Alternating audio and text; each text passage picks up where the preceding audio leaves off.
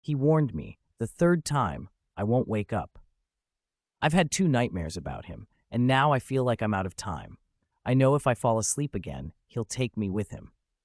Every time I close my eyes, I see him grinning at me with those black pits he has for eyes. It always starts the same way. I'm walking down a dodgy street, trying to find my way back home. The only light comes from a few dim, yellow street lamps. Then a taxi appears out of nowhere, and I flag it down. The moment I step inside, something feels wrong.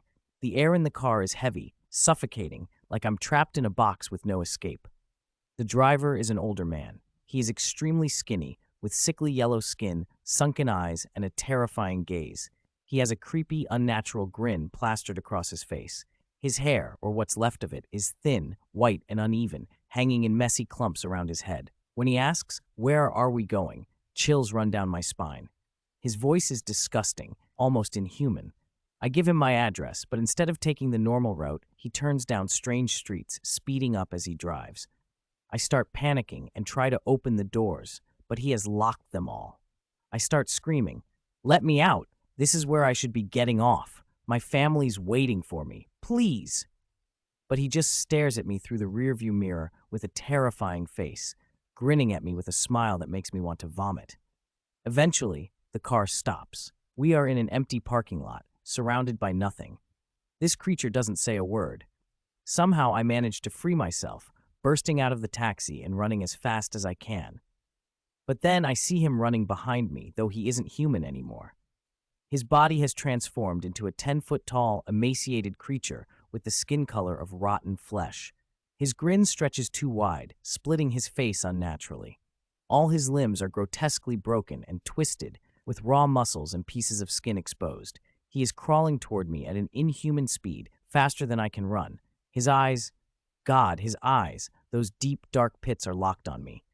Then he catches me, his claw-like hands gripping me so hard as he rises into the air, flying with me into the sky. I can feel my body going limp. I can't move, can't scream, can't do anything but stare as he leans close to my face and whispers, "You'll never escape me. This is the second time you've dreamed of me. The third time, you won't wake up." That's when it hits me. I have dreamt of this terrifying man before. It isn't just a nightmare. This is the same creature, and I hadn't remembered until now.